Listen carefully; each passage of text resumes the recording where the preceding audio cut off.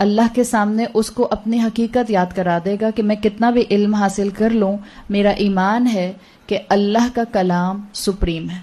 ہم سورہ توبہ کی آیت نمبر 40 میں پڑھتے ہیں وَكَلِمَةُ اللَّهِ هِيَ الْعُلْيَا، یہ اللہ کا کلام ہی اصل میں بلند ہونے والا ہے. نہ آپ کا کمال، نہ میرا کمال، نہ کسی کا کمال. یہ اللہ کا کلام ہے جو لوگوں کے دلوں کو کھولتا ہے. اور اس کلام کے لیے ایک چیز یہ کہ ہم عاجزی اپنے اندر لے کر آئیں. دوسری چیز اپنے دل میں ایمان کو مضبوط رکھیں، جس کو آپ ایمان بالکتب کہتے ہیں، کہ قرآن اللہ کی تمام وحی کے اندر الٹیمیٹ پرفیکٹ وحی ہے. یہ تو اللہ کا دعویٰ ہے نا خود، اس لیے کہ اللہ تعالیٰ نے جتنی بھی کتابیں بھیجیں ان سب کی جو تکمیل ہوئی ہے وہ رسول اللہ صلی اللہ علیہ وسلم کے اوپر اس قرآن کی شکل میں ہوئی ہے. تو ہمارا ایمان ہونا چاہیے نمبر 2 لیول پہ کہ قرآن الٹیمیٹ اللہ کی طرف سے پرفیکٹ وحی ہے. اور تیسری چیز، قرآن از ابو کرٹیسزم. اس چیز کو یاد رکھیں، یہ آپ کی اور میرے بلیف کا، عقیدے کا حصہ ہونا چاہیے. قرآن از ابو کرٹیسزم. نہ میں قرآن پر کرٹیسزم کروں گی اور نہ میں کرٹیسزم اپنی اولاد کو اس کے اوپر کرنے کے لیے انکریج کروں گی. دیکھیں، آپ باہر کے لوگوں کے منہ بند نہیں کر سکتے. ہاں، آپ کو اپنا کنوکشن چاہیے، آپ کو اپنا کردار مضبوط کرنا ہے. اور جو نسل اور جو لوگ آپ کے انڈر آتے ہیں ان کی تربیت کی کوشش کیجیے. انہی کی ذمہ داری اور انہی کا سوال آپ سے اور مجھ سے ہوگا.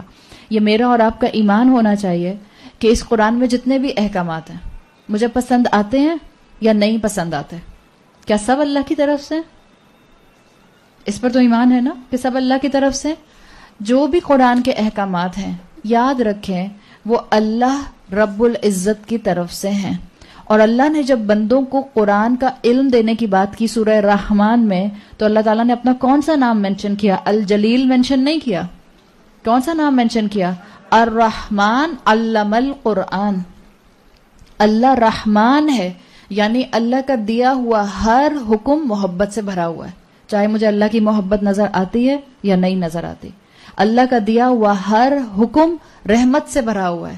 چاہے وہ رحمت میں اس عمل کو اپنے اوپر اپنانے کے بعد دنیا میں محسوس کر رہی ہوں یا نہیں محسوس کر رہی. اللہ کے ہر حکم میں مرسی اور کمپیشن ہے. یہ آپ کا اور میرا بیلیف ہونا چاہیے، یہ آپ کا اور میرا عقیدہ ہونا چاہیے. جب آپ اس نیت کے ساتھ قرآن کے سامنے آ کر بیٹھتی ہیں تو الحمدللہ آپ کی زبان کبھی بھی قرآن پر ایلیگیشن نہیں لگا سکتی. کیا آج دنیا قرآن پر ایلیگیشن لگا رہی ہے؟ دنیا قرآن پر ایلیگیشن لگا رہی ہے.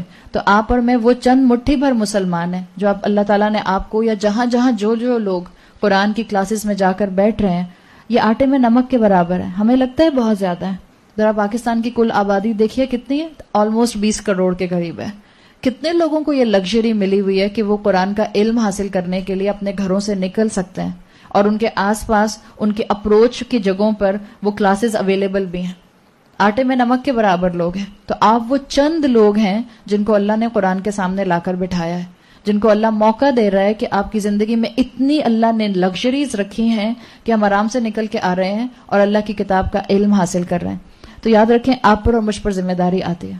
آج جو دنیا قرآن پر ایلیگیشن لگا رہی ہے اس میں مجھے اور آپ کو بھی اس کو ٹھیک کرنے کے لیے ان ایلیگیشنز کے اگینسٹ کھڑے ہو کر بہترین مسلمان بن کر دکھا کر قرآن کے ہر بہترین اینگل پر عمل کر کے آپ نے اور میں نے پریکٹیکلی ایک امت بن کے دکھانا ہے. یہ ذمہ داری آپ کی اور میرے اوپر ہے. ہماری زبان الحمدللہ قرآن پر ایلیگیشن نہیں لگاتی ہوگی، مجھے امید ہے.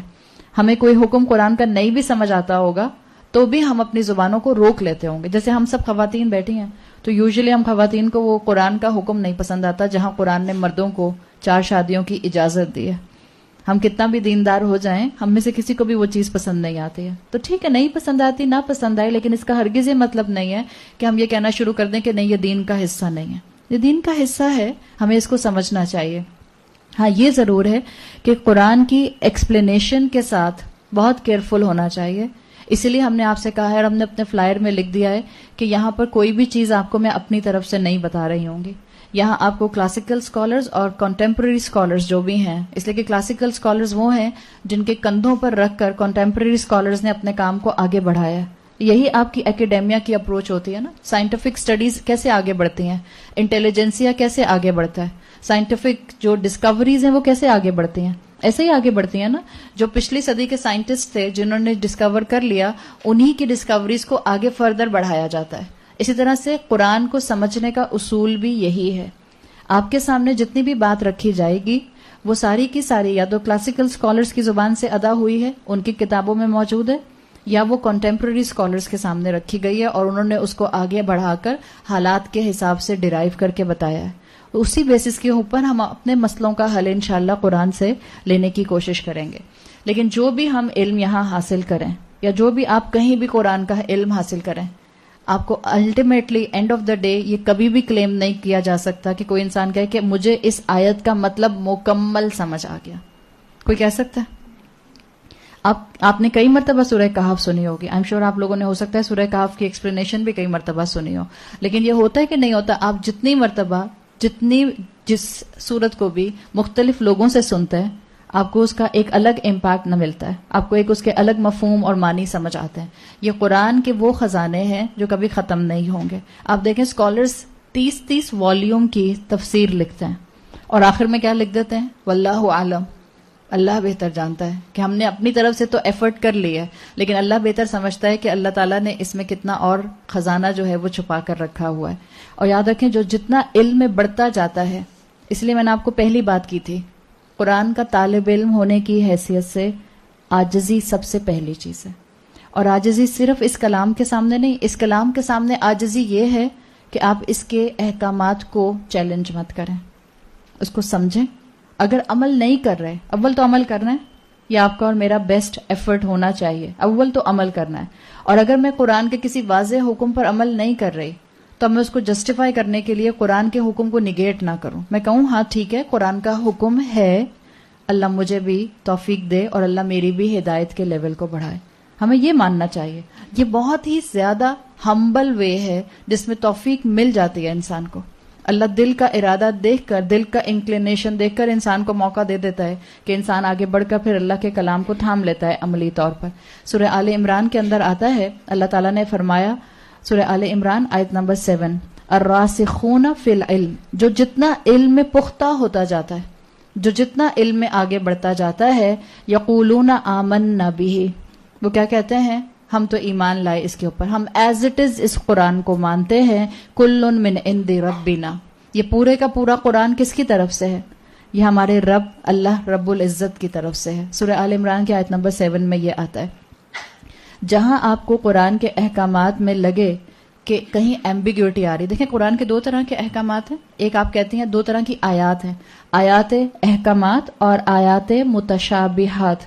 متشابہات میں تو آپ کو اور مجھے بالکل بریک لگا دینا ہے، اور اسکالرز نے بھی بریک لگایا ہے، اس لیے کہ اس کا اصول کیا ہے تفسیر کے اندر، اصول و تفسیر میں متشابہات میں، جیسے متشابہات میں اللہ کی کرسی، اللہ کا عرش، اللہ کا ہاتھ، یہ سب متشابہات ہے نا. آپ نے اور میں نے نہیں دیکھا، یہ غیب کی چیزیں ہیں. جنت یا دوزخ، یہ بھی متشابہات ایک طرح سے ایسے ہے کہ آپ نے اور میں نے دیکھی نہیں ہے.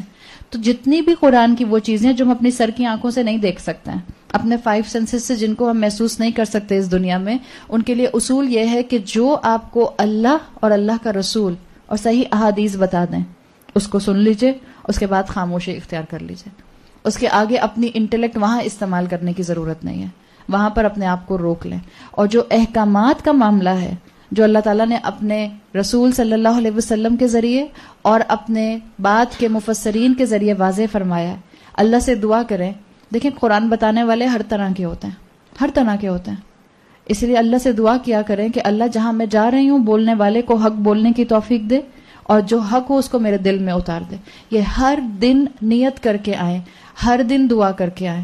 ہم سب کو اس دعا کی ضرورت ہے، اس لیے کہ شیطان کیا فارغ بیٹھ جاتا ہے ان لوگوں سے جو لوگ اللہ کی کتاب کا علم حاصل کرنا شروع کر دیتے ہیں، وہ زیادہ ان پر حملہ کرنے کی کوشش کرتا ہے. تو اب آپ کا اور میرا کام کیا ہے کہ ہم اپنا پری ریکویزٹ یہ رکھیں کہ ہم اللہ کی کتاب کو اس عاجزی کے ساتھ پڑھیں گے کہ اللہ اصل کلام، اصل چیز آپ کے پاس ہے. ہم جتنا اسکالرس کی روشنی میں، بتائی ہوئی تعلیم کی روشنی میں اس کو سمجھ سکیں گے، ہم انشاءاللہ اس کو سمجھیں گے، اور یہ چیز ہمیں انشاءاللہ قرآن کے اوپر کرٹیسزم سے دور رکھے گی. اس وقت امت کو کرٹیسزم کی ضرورت نہیں ہے، اس وقت امت پھٹ رہی ہے. ٹالرنس لیول ہمارے اندر 0% ہے، اور شاید بلکہ بلو 0 لیول ہے. اپنے اندر ٹالرنس لیول لے کر آئیے. اپنے اندر جو جتنا زیادہ، جو برتن کہتے ہیں جتنا بڑا ہوتا ہے اس میں آپ اتنا سامان ڈالتے جائیں، چیز ڈالتے جائیں تو آتی جاتی ہے.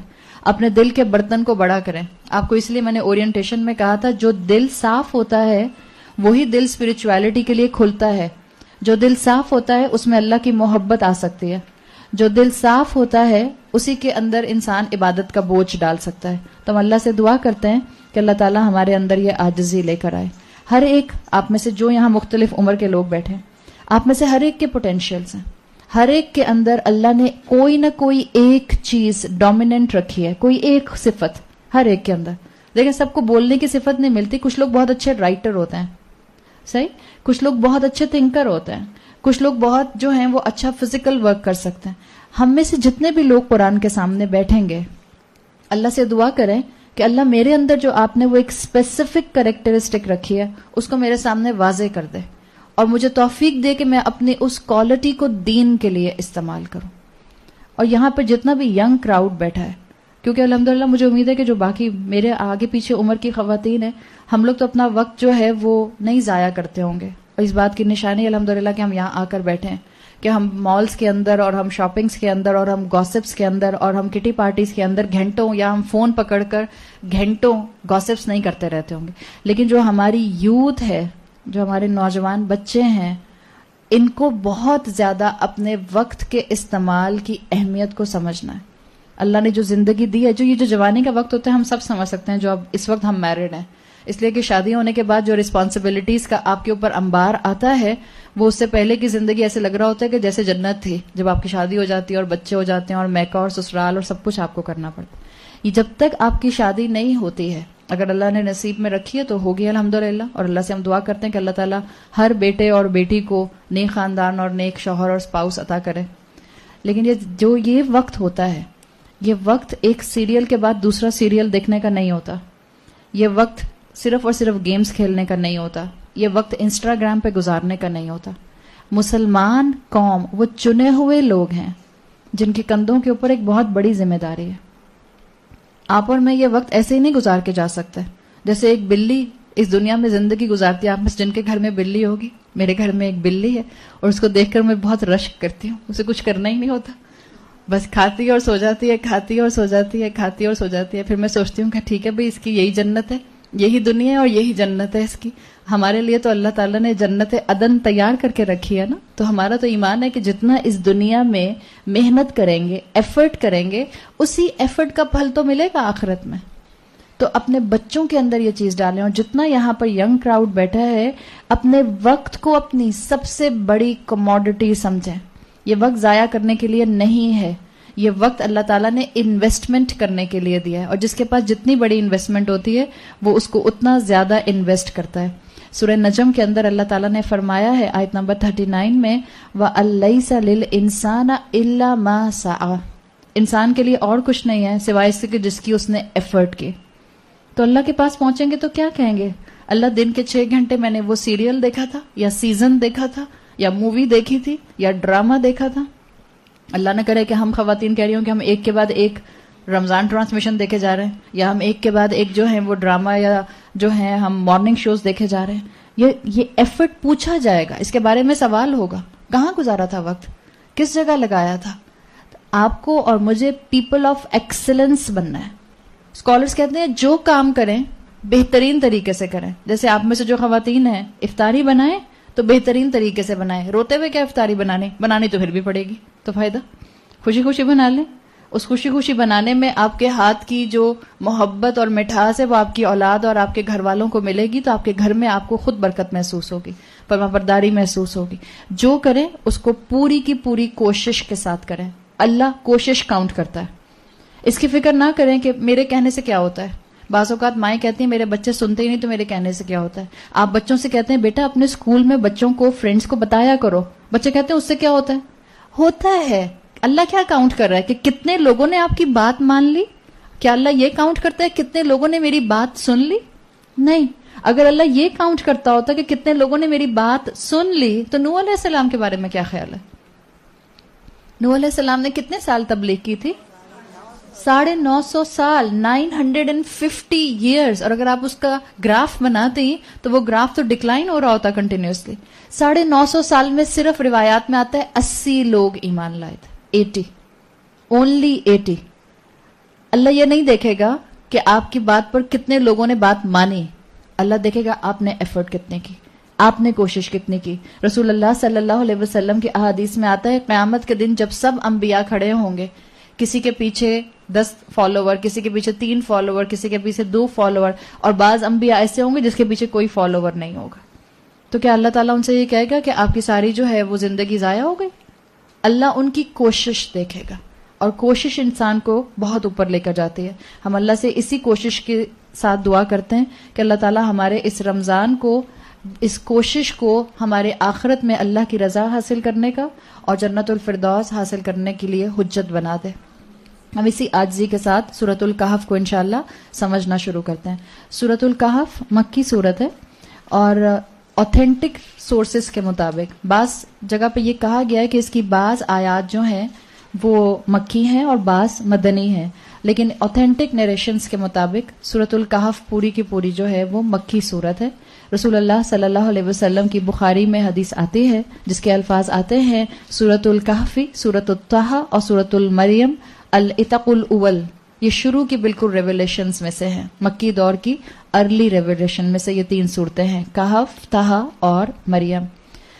رسول اللہ صلی اللہ علیہ وسلم نے جب مکہ میں اپنی تبلیغ کا آغاز کیا، دعوت کا آغاز کیا، تو جو مکہ کے مشرکین تھے قریش، وہ آپ کے دشمن بن گئے. جو آپ کے اپنے رشتہ دار تھے وہ آپ کے مخالف ہو گئے.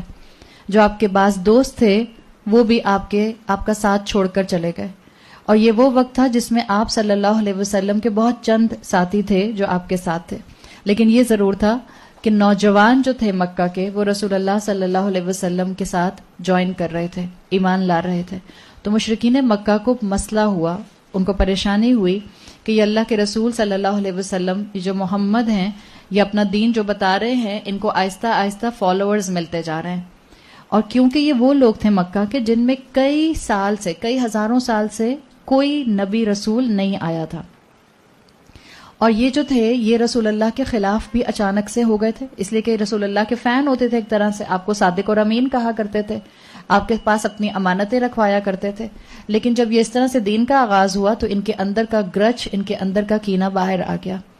تو انہوں نے آپس میں یہ مشورہ کیا. نضر بن حارث ان کا ایک وہ تھا، لیڈر تھا. بعض قریش کے لوگ اکٹھے ہوئے اور انہوں نے نضر بن حارث سے کہا کہ آپ کوئی طریقہ بتائیں کہ جس سے پتہ چلے کہ یہ محمد اصل میں اللہ کے رسول ہیں بھی کہ نہیں ہیں. تو انہوں نے کہا کہ یثرب کے جو جیوز ہیں عالم، اس لیے کہ یثرب میں یہودی ہوتے تھے، مدینہ جو مدینہ کا پرانا نام ہے، مدینہ میں یہودی عالم ہوتے تھے، مدینہ میں ہی نصارہ تھے اور مدینہ میں ہی جیوز تھے. کرسچن اور جیوز دونوں مدینہ میں تھے، مکہ میں نہیں تھے. اگر آپ ہسٹری دیکھیں گی تو جس وقت رسول اللہ صلی اللہ علیہ وسلم پر رسالت کا آغاز ہوا ہے اس وقت پورا قریش جو تھا اس میں زیادہ تر آپ کو مشرکین ملتے تھے. جتنا جوش جو آپ کے لوگ تھے اور جو کرسچن لوگ تھے یہ یثرب اور حجاز کے علاقے میں پھیلے ہوئے تھے، لیکن اس مکہ کے پورشن میں نہیں تھے.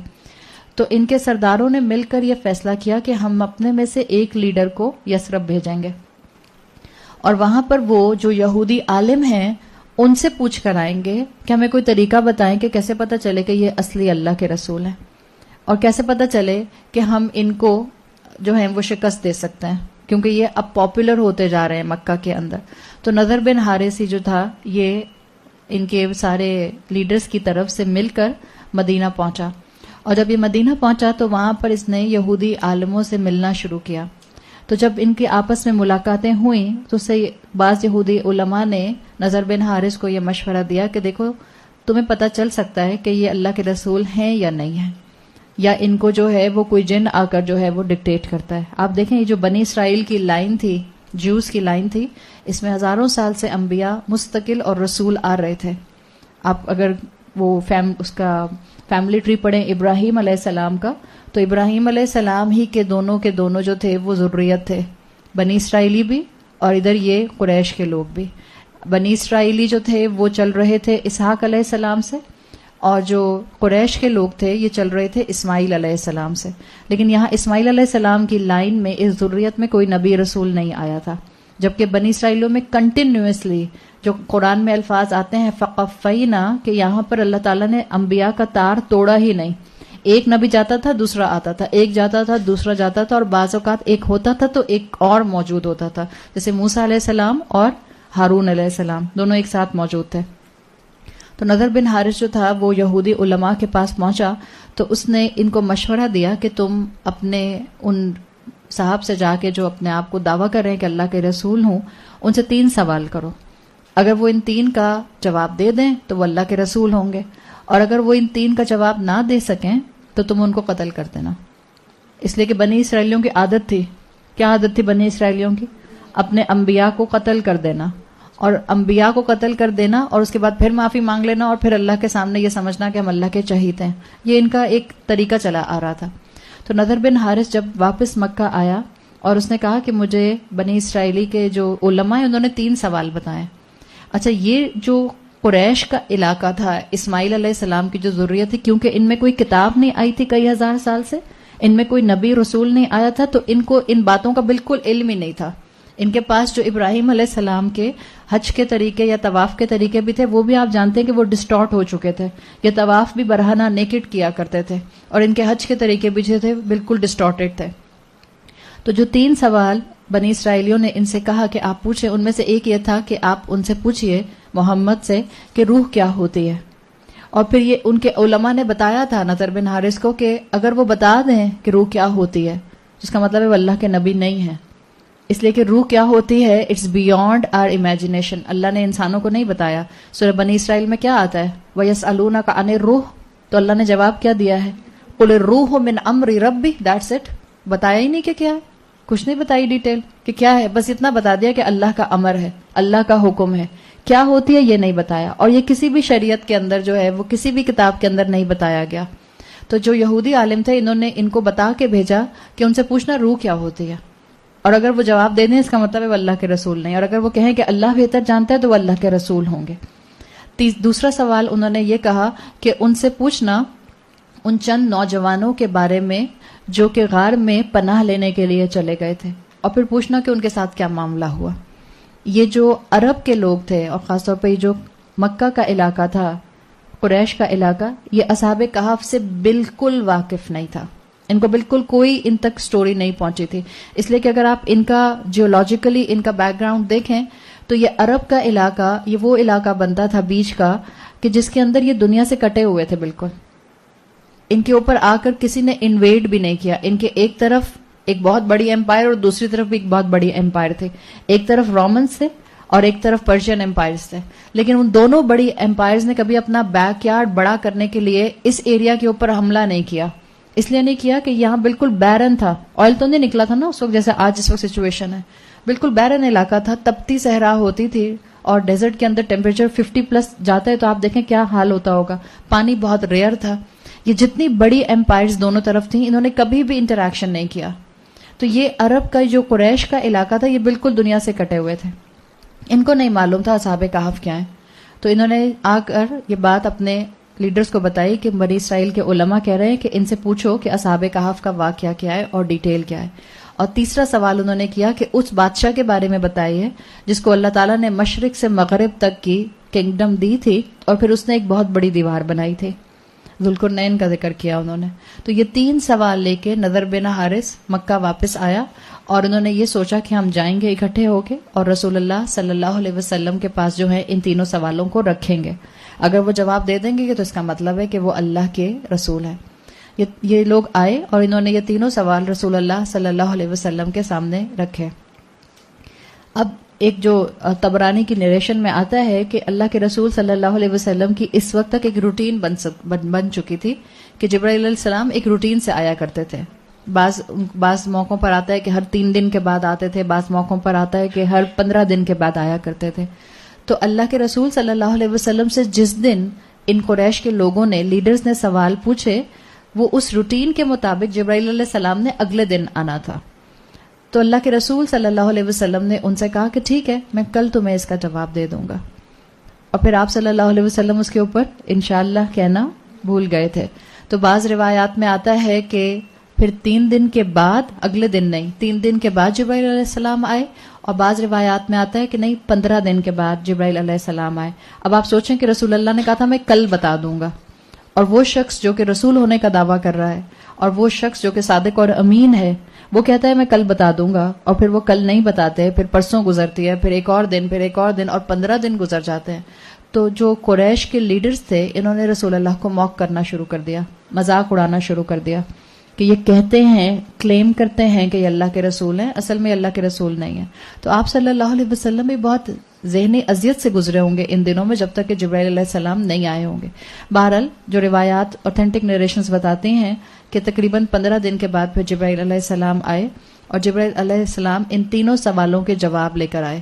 جو روح کا سوال کیا گیا تھا کہ روح کیا ہے، اس کا جواب سورہ بنی اسرائیل کے ذریعے دیا گیا. سورہ بنی اسرائیل کی وہ آیات بھی اسی موقع پر نازل ہوئیں جس کے لیے آپ کو بھی بتایا کہ وہ انہوں نے جو سوال کیا تھا روح کا، اس پر آیت نازل ہوئی وَيَسْأَلُونَكَ عَنِ الرُّوحِ وَقُلِ الرُّوحُ مِنْ أَمْرِ رَبِّهِ. یہ سورہ بنی اسرائیل کی ہی آیت ہے کہ اللہ تعالیٰ نے کہہ دیا کہ روح اللہ کا امر ہے اور اللہ ہی اس کی اصل حقیقت جانتا ہے.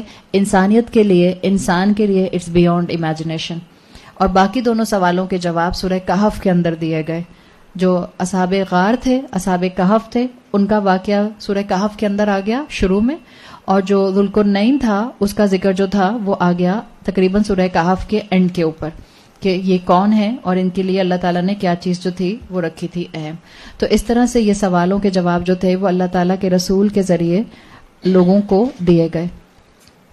اب سورہ کہف اور سورہ کہف کا ہماری زندگیوں میں اہم ہونا، یہ تو بیک گراؤنڈ تھا نا کہ سورہ کہف کس وقت نازل ہوئی. سورہ کہف الحمدللہ ہماری زندگیوں میں ایک طرح سے ہر ہفتے کی روٹین میں شامل ہے، اور الحمدللہ مجھے امید ہے کہ آپ سب لوگ کوشش کرتے ہوں گے کہ آپ لوگ سورہ کہف کو ہر جمعے کے جمعے ضرور پڑھیں، اس لیے کہ یہ رسول اللہ صلی اللہ علیہ وسلم کی بتائی ہوئی، ترغیب دی ہوئی صورت ہے. بعض صورتوں کے بارے میں ہمیں فضائل ملتے ہیں، ان کے ورچوز ملتے ہیں، لیکن اس کی سنت سے کوئی سند نہیں ملتی ہے. تو بے شک کوشش یہ کریں. پورا قرآن یقیناً اللہ کی طرف سے ہے، پورا قرآن شفا ہے، لیکن جن صورتوں کو، جن آیات کو اللہ کے رسول صلی اللہ علیہ وسلم کے ذریعے فضیلت دے دی گئی ہے، ہمارا کام ہے ہم ان کو تھامیں ضرور، اور جس وقت ان کو پڑھنے کا کہا گیا ہے ہم ان کو ضرور پڑھیں. جیسے سورہ بقرہ کی آخری 2 آیات کب کہا رسول اللہ نے پڑھنے کو؟ ہر رات سونے سے پہلے ضرور پڑھیے. 2 فرشتے اللہ تعالیٰ آپ کے لیے اپوائنٹ کر دیتے ہیں جو آپ کی صبح تک حفاظت کرتے ہیں. اسی طرح سے سورہ ملک کب پڑھنے کا کہا؟ عشاء کی نماز اور سونے کے درمیان جب آپ کو موقع مل جائے آپ اپنی جو ہے سورہ ملک پڑھ لیجئے. اسی طرح سے ہر جمعے کو رسول اللہ صلی اللہ علیہ وسلم نے سورہ کہف پڑھنے کا کہا ہے. اور کیوں سورہ کہف پڑھنے کا کہا ہے؟ اگر آپ انشاءاللہ جب آپ سورہ کہف کو مکمل پڑھ لیں گی تو آپ کو اندازہ ہوگا کہ سورۃ الکہف اصل میں ویسے تو پورا قرآن ہی ہے، لیکن سورۃ الکہف اسپیسیفکلی بہت ہی کم آیات کے اندر آپ کو مسلمانوں کی مسائل جو اس وقت ہیں اس کا حل دے دیتی ہے. اس وقت مسلمانوں کے اوپر مسائل کی بمبارڈمنٹ ہے، چاہے آپ انڈیویجولی دیکھ لیں چاہے آپ کلیکٹیولی دیکھ لیں. مسلمان چاہے امت کے طور پر دیکھ لیں یا مسلمان چاہے جیوگرافیکل جو کنٹریز میں ڈیوائیڈڈ ہیں آپ ان کو دیکھ لیں، ایک کے بعد ایک ڈیزاسٹر ہٹ کرتا ہے کہ نہیں کرتا؟ ایک کے بعد ایک مسئلہ آتا ہے یا نہیں آتا؟ اور بعض اوقات ہم مسلمان اگر ایک بڑے اسکوپ سے ہٹ کر انڈیویجولی بھی دیکھیں، انفرادی طور پر بھی، تو آپ اور میں سوچ رہے ہوتے ہیں کہ ہم اللہ کے راستے میں چلنے کی کوشش کرتے ہیں، اور ایک مشکل کے بعد ایک اور مشکل آ جاتی ہے، ایک سالو ہوتی ہے تو ایک اور مشکل آ جاتی ہے، ایک ہرڈل ہم کراس کرتے ہیں تو ایک اور رکاوٹ سامنے کھڑی ہوتی ہے. اس سارے کے اندر سورہ کہف اصل میں آپ کو اور مجھے بہت سی ریمیڈیز بتاتی ہے اور بہت سا طریقے بتاتی ہے. سورہ کہف کے اندر آپ کو جو جسٹ ملے گا وہ یہ ملے گا کہ اللہ تعالیٰ اس کے ذریعے ایمان کو مضبوط کرتے ہیں انسان کے. اور اگر میں اس کو ایک جملے میں بولوں سورہ کہف کی تھیم کو کہ سورہ کہف کی تھیم کیا ہے، جب آپ اللہ کی طرف پروٹیکشن کے لیے پلٹیں گے تو اللہ آپ کو پروٹیکٹ کرے گا. This is the simple one liner theme of سورۃ الکہف. جو انسان پناہ لینے کے لیے اللہ کی طرف جائے گا، ایمان رکھیں، اللہ اس کو پروٹیکٹ کرے گا. اور یہ جملہ ہم ہر پریشانی پر اگر اپلائی کریں گے تو ہمیں پتہ چل جائے گا کہ کیوں رسول اللہ صلی اللہ علیہ وسلم نے ہر جمعے کو ہمیں سورۃ الکہف پڑھنے کا کہا ہے. سورۃ الکہف کی کئی برکتیں آپ کو احادیث میں مل جاتی ہیں. صحیح بخاری میں حدیث آتی ہے جس کا مفہوم ہے کہ ایک مرتبہ ایک شخص سورۃ الکہف پڑھ رہا تھا اور پاس ہی اس کا گھوڑا بندھا ہوا تھا. تو وہ کہتے ہیں کہ جب میں سورۃ الکہف پڑھ رہا تھا تو میں نے غور کیا کہ جب میں تلاوت کرتا ہوں تو ایک بادل قریب آتا ہے اور پھر میں جب تلاوت روک دیتا ہوں تو بادل اوپر چلا جاتا ہے. تو جب یہ بادل شینڈلیئر کی طرح اوپر نیچے ہو رہا تھا, آپ امیجن کریں یہ شینڈلیئر لگا ہوا ہے اور ہم بول رہے ہوں تو یہ شینڈلیئر نیچے آنا شروع ہو جائے آہستہ آہستہ آہستہ آہستہ, اور پھر آہستہ آہستہ آپ بولنا بند کر دیں تو اوپر جانے لگ جائے. تو ظاہر بات ہے جانور جو ہوتے ہیں ان کی سینسز ویسے بھی بڑی شارپ ہوتے ہیں. تو ان کا جو گھوڑا تھا وہ بدک رہا تھا, تو یہ پریشان ہو گئے. جب یہ پریشان ہوئے تو یہ رسول اللہ صلی اللہ علیہ وسلم کے پاس گئے, اس لیے کہ ان یوزول تھا نا بادل کا اس طرح اوپر نیچے کرنا ان کے سر کے اوپر. تو یہ اللہ کے رسول صلی اللہ علیہ وسلم کے پاس گئے اور بخاری میں آتا ہے آپ نے یہ سارا واقعہ سن کر فرمایا اقرا فلان, پڑھتے رہو, یعنی تم جو پڑھ رہے تھے وہ تم پڑھتے رہو. فإنها السکینۃ, یہ سکینت ہے, یہ جو تمہارے اوپر بادل آگے پیچھے ہو رہا ہے یہ سکینت ہے. تنزلت عند القرآن, یہ قرآن کے پاس نازل ہوتی ہے. اور ایک روایت میں آتا ہے تنزلت للقرآن, یہ قرآن کے لیے نازل ہوتی ہے. اور امام ابن حجر کہتے ہیں اس حدیث کی شرح کے اندر کہ یہ جو سکینہ ہے اصل میں یہ فرشتے ہیں, اس لیے کہ جہاں فرشتے ہوتے ہیں وہاں سلامتی اور وہاں سکون ہوتا ہے. تو جب سورۃ الکہف پڑھی جاتی ہے تو اللہ تعالیٰ اس انسان کے اوپر سکینت نازل فرماتے ہیں. ویسے تو یہ الحمدللہ پورے قرآن کا اصول ہے. آپ بہت ڈسٹریس کا شکار ہوں, آپ بہت پریشان ہوں, آپ انگزائٹی میں ہوں, آپ قرآن پڑھنا شروع کر دیں, شروع میں آپ سے 2 آیتیں بھی نہیں پڑھی جا رہی ہوتی ہیں, وہ شیطان ہوتا ہے جو آپ کو تھکا رہا ہوتا ہے. اب جیسے انسان بہت رو رہا ہو اور بہت پریشان ہو یا بہت زیادہ سٹریسڈ ہو اور اس وقت اس کو خیال آئے کہ میں قرآن کھول کر پڑھتی ہوں, تو آپ جب اعوذ باللہ اور بسم اللہ پڑھتی ہیں اور آپ 1 آیت 2 آیتیں پڑھتی ہیں تو شروع میں آپ کو بھاری لگ رہا ہوتا ہے. پھر جب آپ پڑھنا شروع کرتی ہیں تو آپ کو فلو کیسے مل جاتا ہے, پھر آپ پڑھتی جاتے ہیں اور پھر آپ کو ایسے لگتا ہے جیسے کسی نے آپ کے دل کے اوپر تسلی رکھ دی ہے, ہاتھ رکھ دیا ہے. وہ سکینت ہوتی ہے اور یہ سکینت اللہ کے فرشتوں کے ذریعے نازل کی جاتی ہے. تو اللہ کے رسول صلی اللہ علیہ وسلم نے اس شخص کو بھی یہی کہا کہ تلک السکینہ, وہ سکینہ تھی, یعنی کہ وہ اللہ کے فرشتے تھے جو سورہ کہف کی تلاوت کو سننے کے بعد تمہارے اوپر نازل ہو رہے تھے. آپ دیکھیں جس گھر میں, گھر ہر طرح کے ہوتے ہیں نا, آپ ہر طرح کے گھروں میں جاتی ہوں گی, بعض گھروں میں آپ جاتی ہوں گی آپ کو کمفرٹیبل فیلنگز نہیں آتی ہیں, محسوس کیا کبھی آپ لوگوں نے, اور بعض گھروں میں آپ جاتے ہیں تو آپ کو کتنا سکون محسوس ہوتا ہے. یہ کیا ہوتا ہے؟ جس گھر میں اللہ کا کلام پڑھا جاتا ہے, جس گھر میں اللہ کے کلام کے مطابق عمل کیا جاتا ہے اس گھر میں سکون ہوتا ہے. اور جس گھر میں اللہ کی نافرمانی کے کام ہوتے ہیں وہاں وحشت ہوتی ہے. آپ کو کوئی بہت ہی خوفناک چیزیں ہر طرف نظر نہیں آ رہی ہوتی, لیکن ایک بہت ہی آپ کو ڈسکمفرٹ کس گھروں کے اندر محسوس ہوتا ہے. آپ کمفرٹیبل نہیں ہو سکتے, آپ ریلیکس نہیں ہو سکتے. تو یہ تو بعض گھروں کا معاملہ ہے نا. اپنے اپنے گھروں کو ہم دیکھیں, ہمارا گھر سکینت کا باعث ہے یا ہمارا گھر شیطانوں کی اماجگاہ ہے. ہمیں خود دیکھنے کی ضرورت ہے. ہم اپنے گھر میں کتنا اللہ کا کلام پڑھتے ہیں. یہ رمضان مائل سٹون بن سکتا ہے. اگر ہم ابھی تک پچھلے 11 مہینوں سے ریگولر قرآن نہیں پڑھتے تھے تو کوئی بات نہیں, اللہ نے ہمیں رمضان دیا, اللہ نے زندگی دی ہے, اللہ نے مہلت دی ہے. الحمدللہ ہم اس رمضان سے اپنی عادت بنا لیں کہ ہم اپنے گھر کے اندر تلاوت کو ضرور کریں گے اور خود تلاوت کریں. آپ کا کیسٹ پلیئر لگا لینا وہ بھی ٹھیک ہے, لیکن جو آپ کا تلاوت کرنے کا انداز ہوگا, جو آپ کا تلاوت کرنے کی فیلنگز اور جذبہ ہوگا, وہ آپ کے گھر پر سکینت نازل کرے گا. اسی طرح سے ایک حدیث آتی ہے, ابو دردہ سے روایت ہے, جس کا مفہوم ہے اللہ کے رسول صلی اللہ علیہ وسلم نے فرمایا کہ جو کہف, سورہ کہف کی پہلی 10 آیات حفظ کر لے گا, میمورائز کر لے گا, اللہ تعالیٰ اس کو فتنہ دجال سے محفوظ رکھے گا. ایک حدیث کے اندر رسول اللہ نے شروع کی 10 آیات کہاں ہیں, اور ایک حدیث کے اندر جو الفاظ آتے ہیں وہ آخر کی 10 آیات ہیں.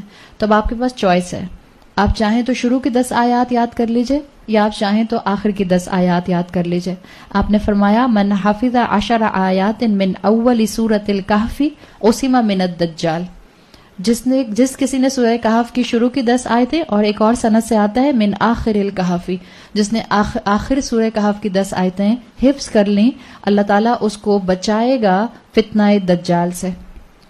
صحیح مسلم کی ایک بہت لمبی حدیث آتی ہے جس کا مفہوم جو ہے وہ یہ آتا ہے کہ ایک مرتبہ صحابہ جو تھے وہ اکٹھے ہو کر مسجد نبوی میں بیٹھے ہوئے تھے اور دجال کے بارے میں گفتگو کر رہے تھے کہ دجال کیسا ہوگا, دیکھنے میں کیسا ہوگا, فزیکلی کیسا ہوگا, اور کس وقت آئے گا, جب آئے گا تو کیا معاملات ہوں گے. تو صحابہ ڈسکس کر رہے تھے اور صحابہ جو اس حدیث کے نیریٹر ہیں وہ بتاتے ہیں کہ جب ہم ڈسکس کر رہے تھے تو اس طرح معاملہ بالکل ہو گیا کہ جیسے ہمیں لگ رہا تھا کہ ہم باہر نکلیں گے مسجد میں تو کسی اوٹ کے پیچھے کسی دیوار کے پیچھے چھپا ہوا ہوگا. جیسے آپ ہارر مووی دیکھتی ہیں تو پھر کیا ہوتا ہے, وہ اندھیرے میں بچے کیوں نہیں جا رہے ہوتے, ان کو لگ رہا ہوتا ہے ابھی کہیں سے کوئی ویمپائر نکل کے آ جائے گا, ابھی کوئی زومبی نکل کے آ جائے گا, ان کو یہی لگ رہا ہوتا ہے نا. تو صحابہ اتنے ہی معصوم تھے, وہ جب دجال کے بارے میں اتنی باتیں کر رہے تھے اور ڈسکس کر رہے تھے تو ان میں سے ایک نے کہا کہ بالکل ہمیں ایسا لگ رہا تھا کہ ہم ابھی مسجد سے باہر نکلیں گے تو کسی دیوار کے پیچھے سے جو ہے وہ دجال آ جائے گا. اتنے میں رسول اللہ صلی اللہ علیہ وسلم آ گئے اور آپ نے ان سے پوچھا کہ تم لوگ کس بات کے اوپر جو ہو پریشان ہو رہے ہو. تو صحابہ نے بتایا کہ ہم دجال کے بارے میں ڈسکس کر رہے تھے اور ہم یہ آپس میں ایک دوسرے کو بتا رہے تھے کہ کیسے جو ہے وہ اس سے بچا جا سکتا ہے. آپ صلی اللہ علیہ وسلم نے فرمایا, جو حدیث کا مفہوم آتا ہے کہ اگر دجال اس وقت آیا جس وقت میں تم لوگوں کے درمیان میں ہوں گا تو آئی ول بی یور پروٹیکٹر, میں تم لوگوں کو دجال سے بچاؤں گا. لیکن اگر دجال اس وقت آیا جس وقت میں اس دنیا سے جا چکا ہوں گا تو آپ نے فرمایا وَكُلَّ مُسْلِمٍ حَجِيجُ نَفْسِهِ, تو تم میں سے ہر ایک کو اپنا خود پروٹیکٹر بننا پڑے گا. کوئی تمہیں دجال سے پروٹیکٹ نہیں کر سکتا, اللہ کے بعد تمہیں خود اپنی پروٹیکشن کرنی ہوگی. اور پھر آپ نے بتایا کہ تم میں سے جو کوئی سورہ کہف کی آیات پڑھے گا اس کو اللہ فتنہ دجال سے محفوظ رکھے گا.